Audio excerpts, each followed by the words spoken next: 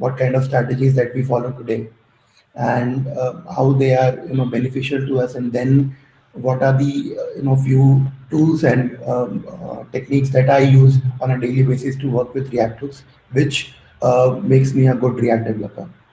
So, moving ahead, a bit about myself. My name is Anil Kumar Chaudhary. I write my, whatever I learn, new things I write at simbathesailor.dev.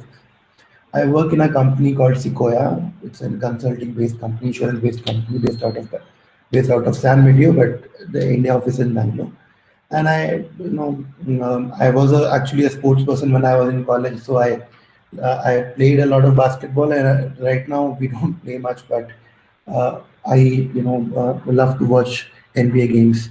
And then feel free to talk to me about anything in for front end performance or web technologies. So that was about me. Let's move ahead to hooks. So I'm not. Okay, let me actually mute this channel, this Discord channel. Okay, yeah. So uh, when we talk about React, these are the main hooks. Hooks are nothing but a set of functions that can be used to bring in stateful logic to your React components. So for people who are new to React, if they know these five functions, they can be very useful. They can do pretty much everything in React application. There are other hooks also, but they are pretty they are pretty isolated, and they are pretty limited in our code bases. So if someone knows these five functions, they can always be productive in their React work on day-to-day basis. So, moving ahead, I will talk first about UseState hook.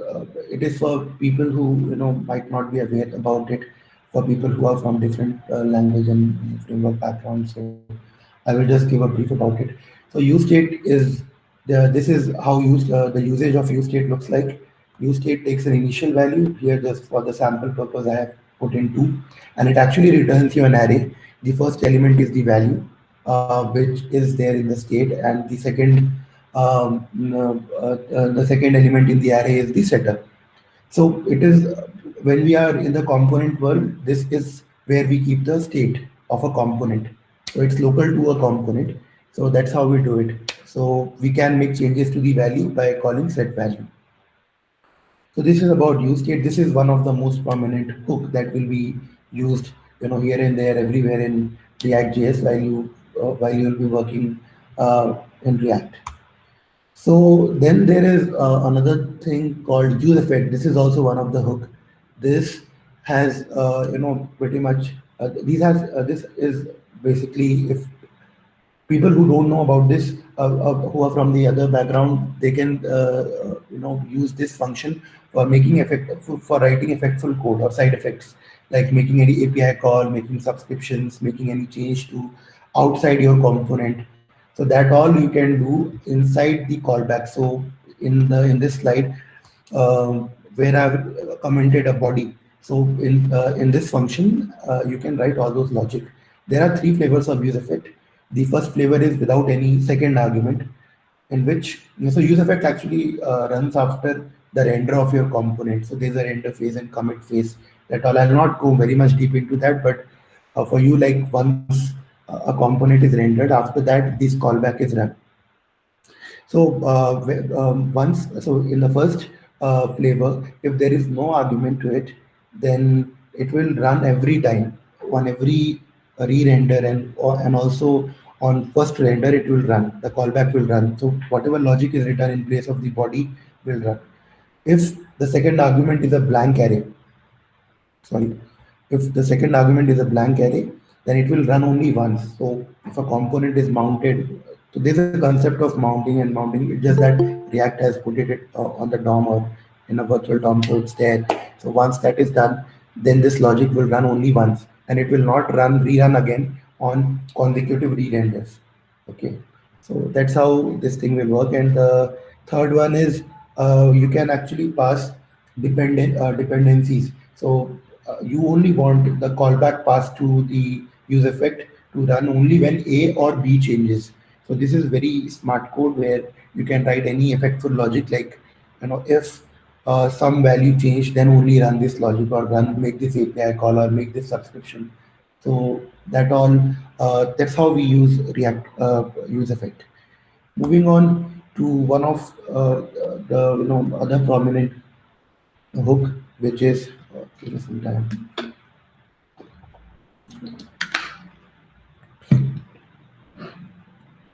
Yeah.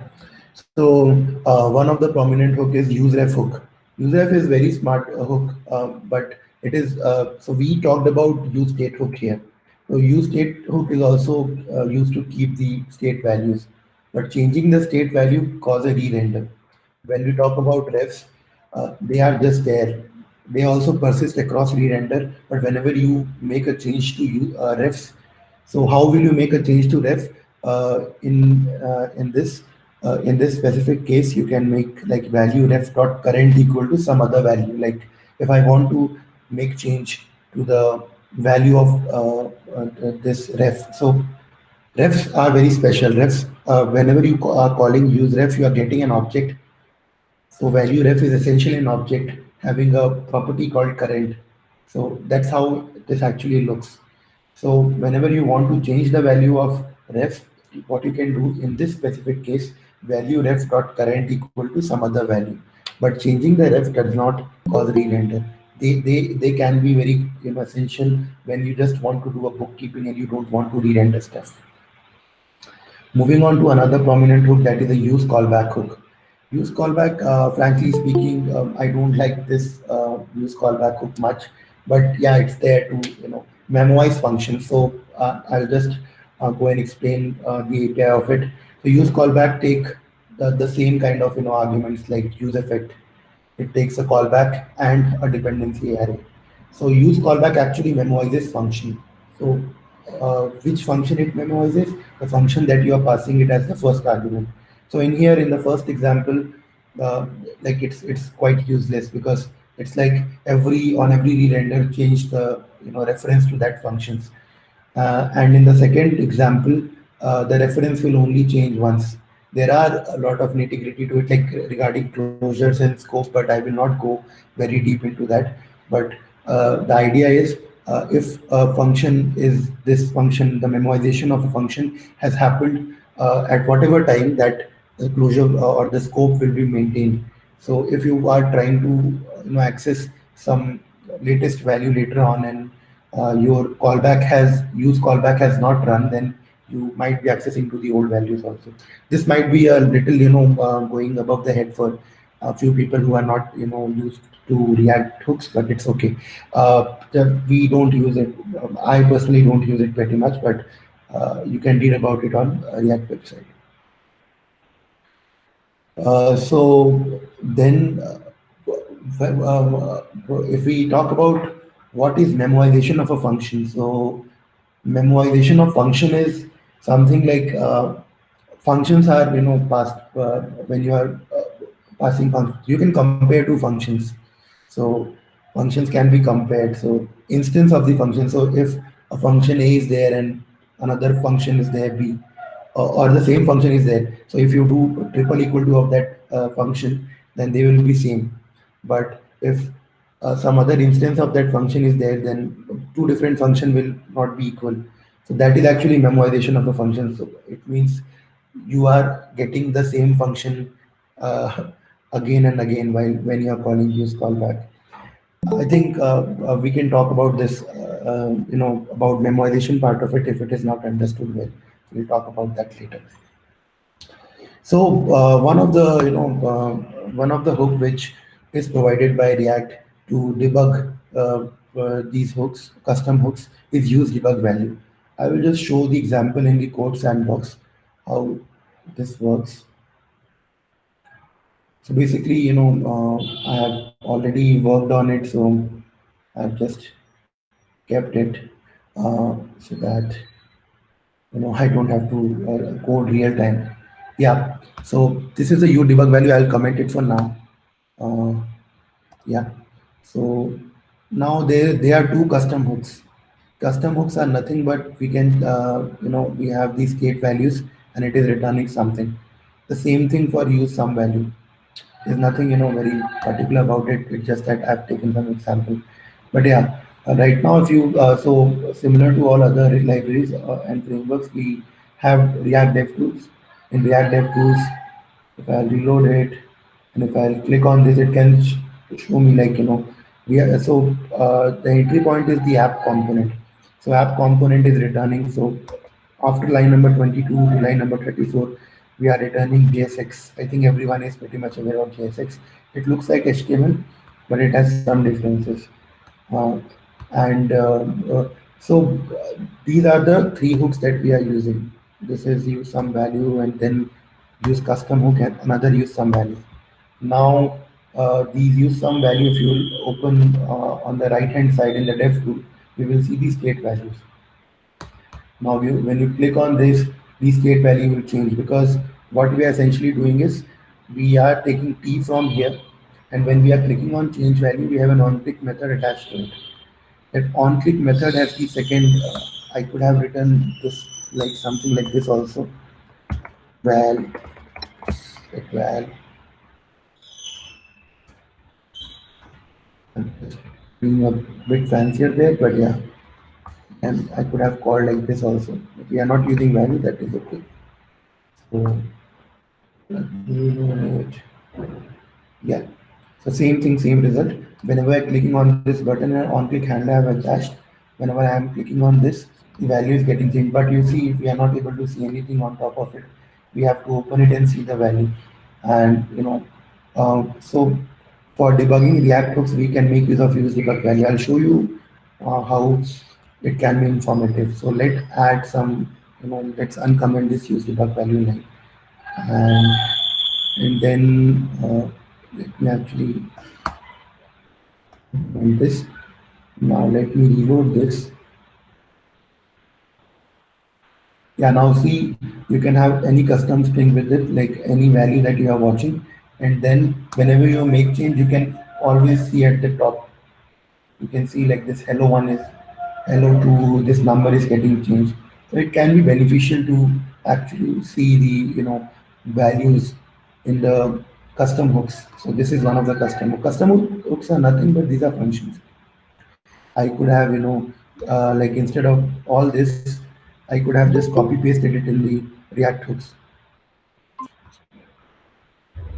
Okay, cool. So let me move ahead. So this is about use debug value, and it just essentially tells you, gives a way to you to, just read properly a custom hook and to, find out cases, better cases to debug it. Now just moving ahead with so we'll talk about some scenarios where now that was one of the way like how we can actually debug React hooks, custom hooks basically. Now talking about scenarios where in a real application where we have uh, which so where we have lot many dependencies, and dependencies are coming as a prop from some other component, and those dependencies are even functions or even objects. So then it becomes very difficult to realize like what is causing that effect callback to run. So this is the callback to run, and in the first example here, we have A, B, C, and D as the dependency. And whenever any of these values will change, the callback will run. But when you are coming back to your code base after some time and trying to make changes, it becomes quite difficult at what is causing this effect to rerun. Same thing, same rule applies for use callback also, and also for use memo. So we write lot of effectful coding use effects only. So that actually where we write most of our logic. So these are the scenarios that I want to talk about more in coming slides. Move ahead. So yeah, what are the challenges that I have faced with working with React Hooks recently? Not recently, like over the I think for 2 years I have been using React Hooks.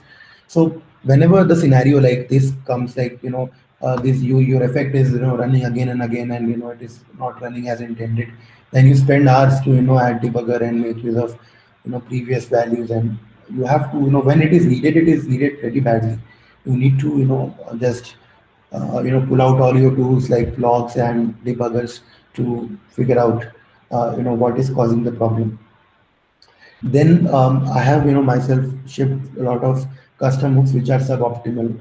At that time, like when I'm actually working on that hook, it is, solving my case. But when I, after some days I realize, okay, it is rerun, the effect or callback is running again when this thing is changing, and then it causes, a lot of errors, and then again I have to work on that. So that have happened when, working with React Hooks a lot. Requires a lot of time to figure out edge cases. Yeah, more on the, lines which I discussed in the second point. And yeah, not enough confidence when making changes to existing code. This is pretty much important, that I don't want to have, that extra cognitive thinking when I'm coming back to when I'm coming back to the my my application, and seeing the old code. Like, while I make change, I am not making anything. If I'm thinking that my effect is running only once, or my callback is only running once and it is running as intended, it should be like that. But to, to make to solidify that, I have to work a lot. I have to add debuggers and test it a lot. So it actually, uh, demands for a lot of effort. Iteration becomes slow at times, more and more similar to the above point.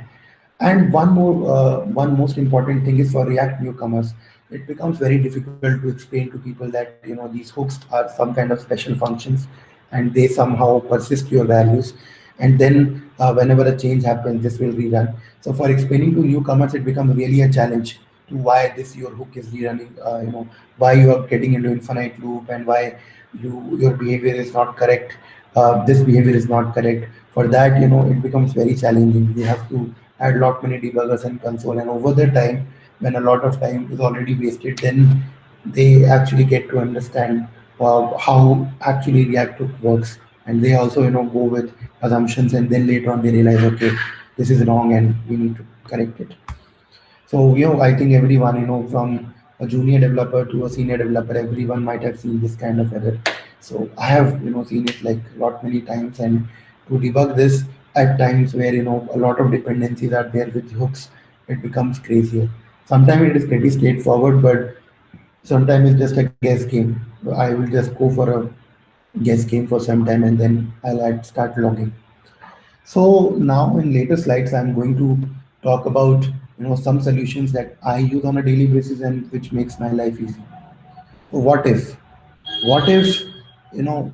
the, for debugging you hooks, we have something like, a comment. So in here you can see I have just added one comment, UWC debug. So I will just tell more about this, what UWC debug stands for. And if you want to, debug anything below certain line, like I can actually write a comment like UWC debug below, something like that, and it will start giving me useful information somewhere, like most probably the dev tools, where we UI developers spend a lot of time and tell you what has caused this use effect or use callback or use memo to rerun. So I think that will be very essential. Like, and it's very, easy opt in and easy opt out. You want it to just debug it, you just place this comment, and you are seeing that beautiful logs in your console in DevTools, where you can see, okay, this is causing my effect to rerun, and you can really fast work on your issue. So how the log looks like. So this is, don't bother about, a bit of designing, because this is just a console statement which is happening in the dev tool, but I'll explain what is happening. So this is just a separator, start section and end section. This is a separator, and then it is telling I have just, kept a unique number for every effect, and it is also telling the file from which this effect is running. And it will also tell you if it is an first run or update. It will also tell you whether it is a mount or it is, running in the update cycle, and whatever are the dependencies. So in here, if the dependencies are A, B, then it will show like, A dependency has the O value as 0 and the new value as 1, and it has changed from 0 to 1. So a green kind of emoji is being shown to actually showcase to the developer that this has changed and this is causing it to rerun. So this will actually save a lot of time. You see, like, there's a lot of, very less amount of effort to opt in to it, and it actually gives you a lot of benefits while debugging and while working on a code when you come back later. So now I think let me take you to demo piece of it. So yeah, this is one of the sandbox I have done. Like, if you are curious about the setup of how I have done the setup, I have also mentioned a link in this demo. In this slide, there are all the things. It's basically I am doing it using the Babel plugin. So Babel plugin is doing all the parsing and adding some logic. There are two libraries in play in play here, but I think that I can explain it in some other talk. But yeah, moving on here, this is just a component. It is just a component is just this is just useless text. I should get rid of it. And then we have two buttons. One is a button called change A. Second button is a change B. And this is just representation of what value change. And I am clicking on this change A value change, and when I clicking on value B, this is a simple just updating a counter example like in React.js. But let me show you how I can debug it. So now let me actually clear this up, and now let me actually comment this out also for now. Let me actually show you for use effect. Let's say we have a use effect like this and we want to debug it. Now you see, like, this is a random color, so every time you do a random color, but it will be same color if I will have two multiple use effects. So both the use effects will be having a different color. And yeah. So both the use effect will be just a color identifier and also a number so that we know which use effect is running when. So I'll just comment this out for now. But yeah, now let's say we just want to debug this part. So now it is showing that this is the first run because I'm not seeing that update text. It is running for the first time, and old value and new value are same, pretty much same. Nothing has happened. Now let me try to change the value A. Well, change the value A. I'm seeing the log. Okay, A is changed from 0 to 1. So this is causing this rerun. So here it is happening due to some kind of user action, but in your application it may be happening due to the result of an API call, due to result of something else, some side effect, and it can be very helpful to debug it. Now same thing goes with change B. If I'm making a change to B, it is showing okay this value changed from 0 to 1. Similarly, if you keep on logging it, this how it will work. Same thing, this is for the use effect. And if I want to debug for use callbacks, so let me actually show it for the use callback. So this is a use callback, and use callbacks can really make you crazy at times because with function-based components, there is no, every time you pass it to this thing to any custom hook or any component, then we also use this ESLint, warning. They'll show that, either include it or exclude it, then you have to add it there, and then it causes infinite loops. So they are very notorious. But debugging with this tool, it becomes very pretty easy. So now this is the first run, and it shows that there's nothing more change. Now let me actually change the value of B because this callback is dependent on B only as a dependency. When I will click on A, it will not run, all good. But if I'll click on B, it will show okay, this has changed from 0 to 1. This has changed from 1 to 3. This has changed from 3 to 6. Similarly, this all will happen. And to just opt out of it, I can just remove it and we'll see no logs. And we'll see no logs. No logs are there. We will see no logs. So that's how we can debug using this thing. And same thing goes with the use memo. I'll not give example of use memo. It has the same structure, but yeah, doing all this, just adding this comment will be really helpful. Now moving, this is one of the tools that I use on a daily basis, and it has improves my life as a React developer drastically. So let me show you one more thing that I use it on a daily basis, which is use effect, alternate of use effect, which is use effect X, which is which is, you don't get, frightened by any of this syntax, but it's just, this has exactly the same syntax, API like use effect. It's just that you get extra information in the callback. Okay, so there may be, just you can just read to the information. This is the same syntax having use effect takes a callback and the dependency, and uh, it actually the callback gets an object as the argument having the name changed item, and that will have that is actually an array, and that array is structurally same as the dependencies. So change object, change obj count A represent the change information for count A, and change object count B is the representation of change info information for count B.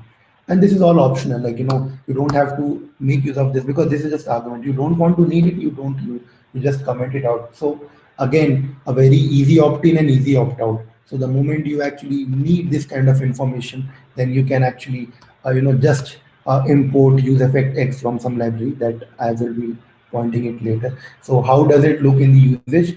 Like we need sometimes in our updates, like we want to check for a previous value is this and the next value is this, then execute some logic.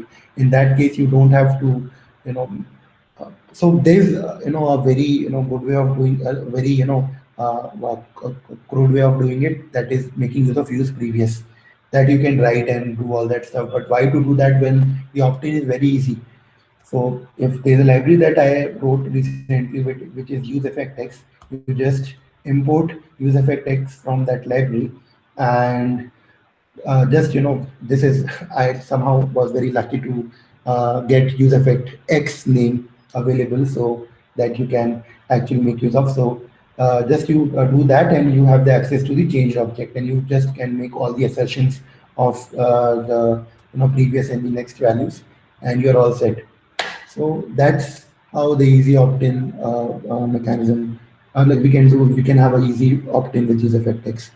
And apart from these, we have these all standard tools like adding console logs, adding debuggers, and adding beautiful logs and all that. Those all are there. But yeah, these are the two important tools that have improved my life drastically while working with Reactrix.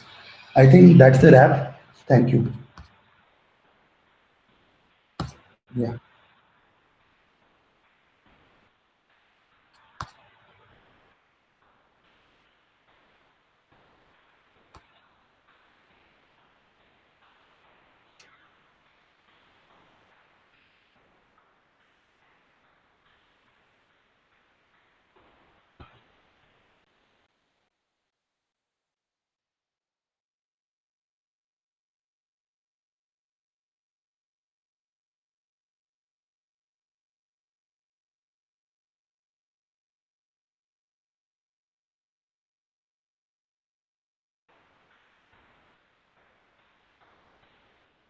yeah.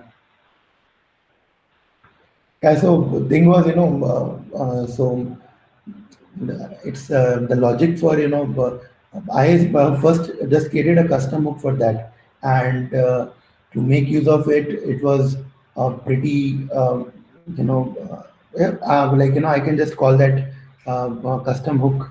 Okay, let me actually share the screen and can, yeah, yeah, yeah, yeah, yeah, yeah, yeah. Just this. Um,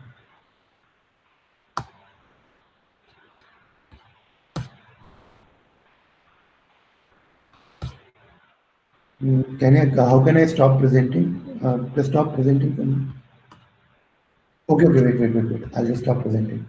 Wait, let me actually. And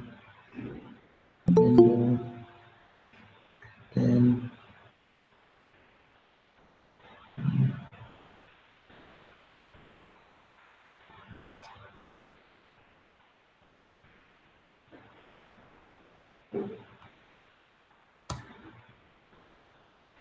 able to see the GitHub page or what? Are you guys able to see?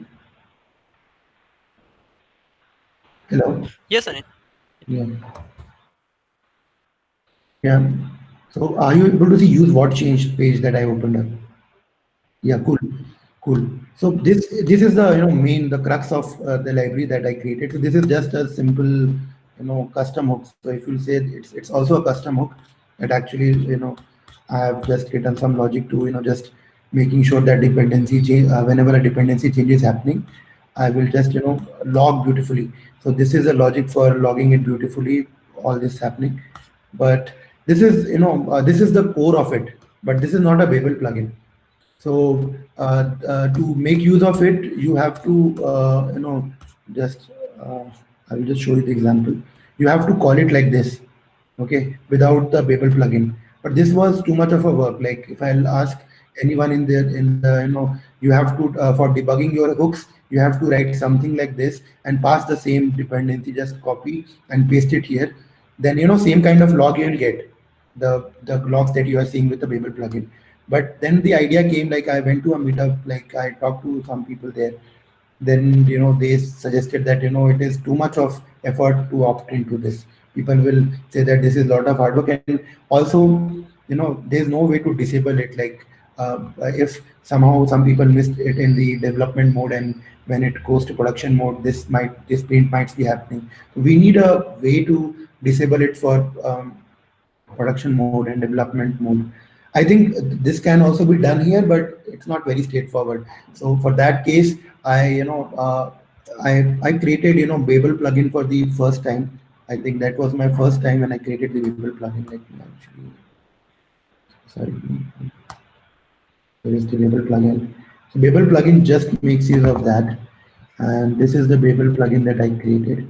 So this is actually what is actually making that possible. So the opt-in to use it like this, like the same way we write the Babel plugin. So for writing the Babel plugin, I found this Babel handbook. Like many of you might be, knowing all about this Babel handbook. This was pretty useful for me. I just read through this documentation on Babel handbook. This is a plugin handbook, which is very useful. And then we have this Babel.js.io, where I can actually go there and see through it. So the main idea to make it a Babel plugin was to easy opt-in for the developers, and also good developer experience and all. So yeah, that yeah, yeah. Due to this thing, yeah, these are comments, and also you can always disable it over the production. That processing will not happen for the source code when I will have this condition with this. Yeah. So that was the sole reason how I did it, like why I did it.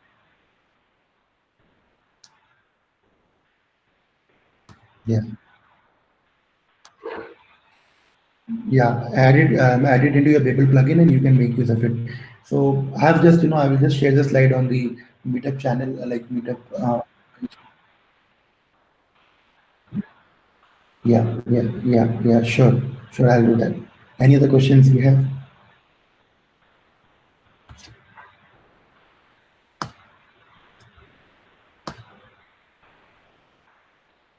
Okay. Yeah.